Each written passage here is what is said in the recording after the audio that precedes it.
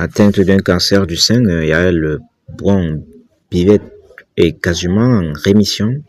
Elle donne de nouvelles de sa santé. En 2022, Yael Braun-Pivet a été diagnostiquée d'un cancer du sein de stade 2 dans les colonnes de Paris.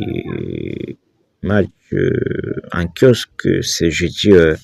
La présidente de l'Assemblée nationale a donné ces nouvelles. Le 10 janvier 2025, Yael Braun-Pivet, autant pour moi, a annoncé avoir été diagnostiquée d'un cancer de stade 2.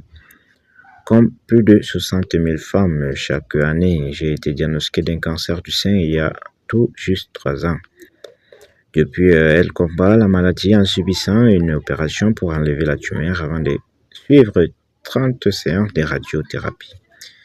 Tous les jours, pendant 6 semaines, puis une hormonothérapie qui dure 5 ans, qu'elle suit donc toujours actuellement.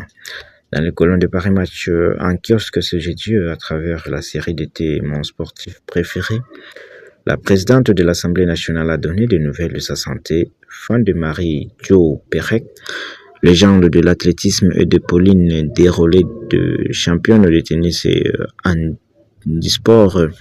Le magazine explique que Yael Braun-Pivet a longtemps pratiqué la course à pied, la natation puis les VTT, une discipline personnelle et une manière aussi de contrer les effets du tamoxifène, un médicament contre le cancer du sein qu'elle prend encore. Elle est quasiment en rémission et qui occasionne de coups de barre, de douleurs articulaires et peut entraîner une prise de poids. Note de nos confrères, je me suis acheté un super vélo avec de magnifiques poignées roses, explique-t-elle avant de souligner. Il faut résister à la tension, à la fatigue, être bien dans son corps et son esprit pour prendre la décision juste, c'est vital. En mai dernier, de passage dans l'émission YouTube de Sam Sira, Yael Braun-Pivet était revenue sur les jours où elle a pris connaissance de son diagnostic de cancer du sein. Lorsqu'elle s'est trouvée chez le radiologue pour faire l'échographie, elle s'est alors rendue compte en voyant le regard de la professionnelle de santé sur ses résultats et lui ayant ensuite conseillé de faire une biopsie. Alors,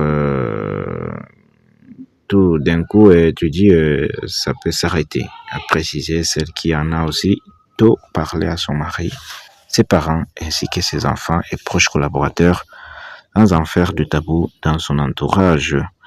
Ensemble, on est beaucoup plus fort. Là, il fallait que mon équipe familiale et professionnelle soit derrière et avec moi.